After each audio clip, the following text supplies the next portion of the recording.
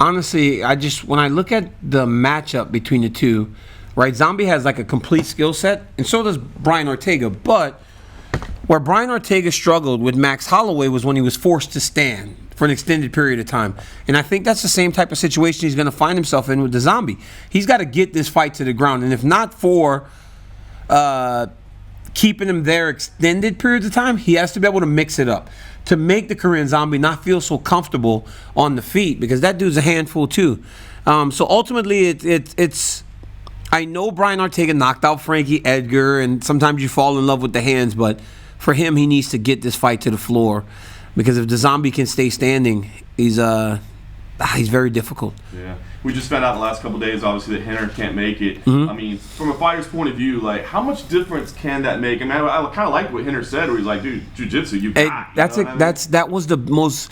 I was on the plane with Brian Ortega over, and we were talking, and he was talking about his training camp and how well it went, and how Henner had his positive test weeks ago, right? But he's been kind of alternating positive and negative.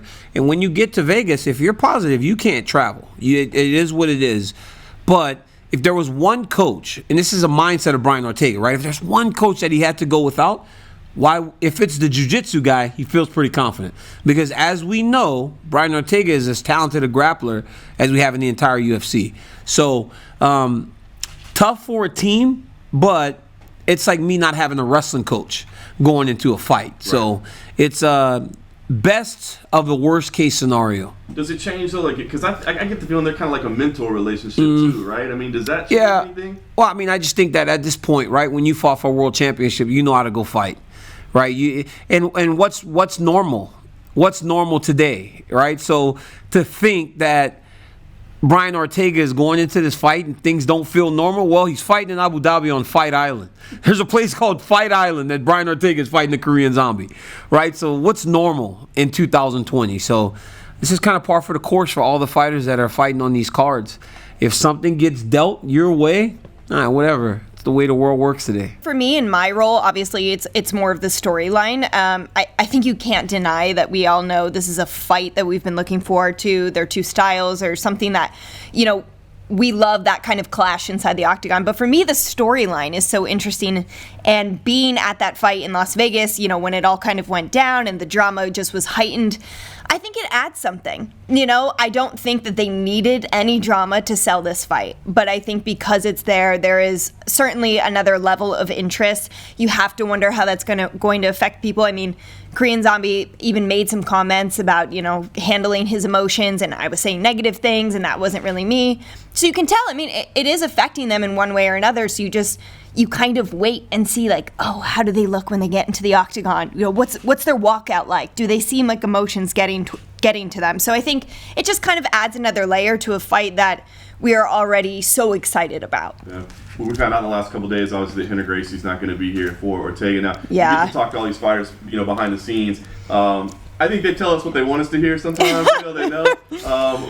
What do you think? When you talk to them, I mean, how much do you think that's going to affect Brian? And, like, will they be more honest with you than they are? Because I know you watch our coverage, too. Will they be more honest with you behind the scenes than they will with us? Yeah, I mean, I think there's a level of trust with us, and we have these fighter meetings where, they're closed door. Nothing that is said in those meetings will ever be repeated until time for the broadcast. And there's often times where they'll tell us things that they still don't want repeated at all.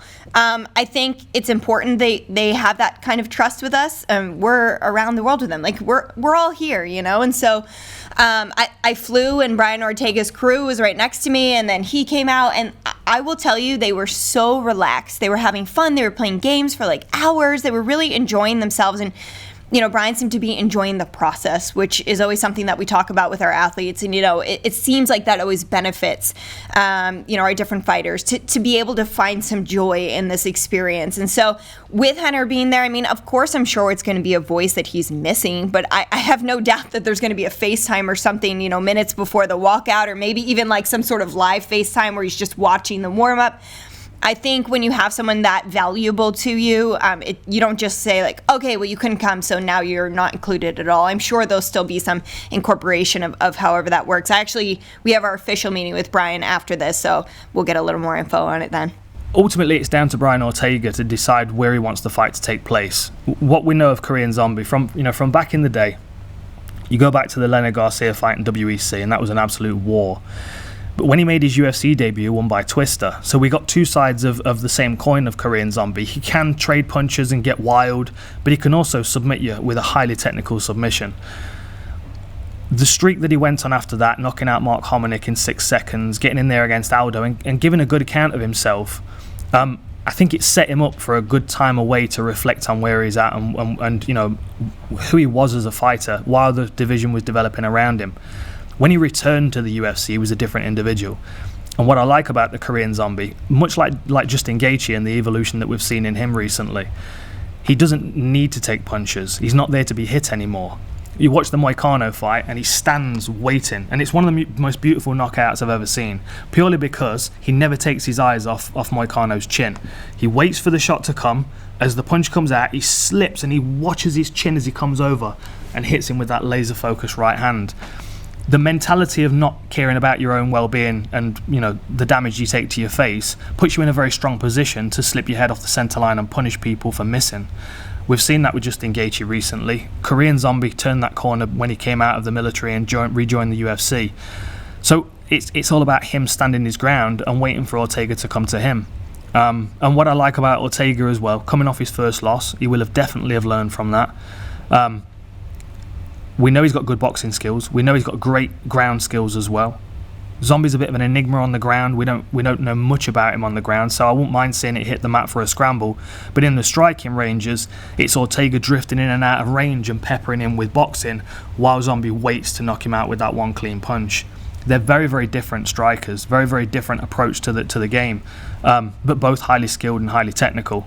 And I always get excited to see an undefeated fighter pick up a first loss and see what they change about their game, because we always see jumps in their game, evolutions, and Brian Ortega's the kind of guy that doesn't need to pick up second loss like Justin Gaethje did. A little bit hard-headed of him to go back into the next fight with the same style.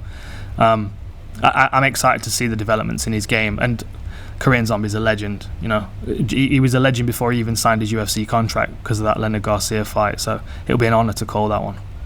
The whole thing about the delays in which has come before us, the kind of sideshows that have been around that, and then this massive change from Ortega. I'm fascinated to see how he wants to be a completely different version of a guy who was the best, like one of the best guys in the division, but it's all change. Like, what does that mean? What are you going to look like? And Zombie's been working more closely with like Eddie Char, and like I think these guys could be quite different in the way that they come into this, which is, as a fan, fascinating. I mean, I love watching both of them, but could it be better? Great. It's an amazing matchup, and I think for me the biggest thing with these two guys is the X factors. I love a fight where we already know what we're going to get from these guys to a degree just because of the styles that we have come to know them by over the years. Zombie coming forward, Ortega with just that ridiculous jiu-jitsu, so much power in his hands.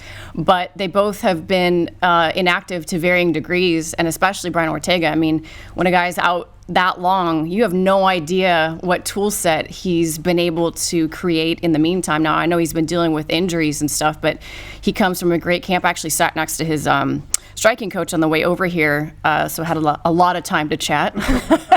And I think we're going to see an even improved Brian Ortega on the feet. And Zombie, obviously, we know he has a danger factor anywhere this fight goes. I do think in terms of just stylistic matchup, he's dangerous everywhere. But I think he's going to try to keep it on the feet, and I just can't wait to see it. Like, I like Brian Ortega on so many levels, and I'm excited to see him back. I'm kind of a jiu-jitsu nerd, so I like that type of fight, and there are so few fighters that when they jump guard, I'm like, yes, this is getting exciting. He just jumped, who does that, right? Like in MMA, we tend to, someone does that, and we're like, oh, what a pussy, Not when Brian Ortega does it. He's about to do something crazy cool. So I'm pumped for that fight.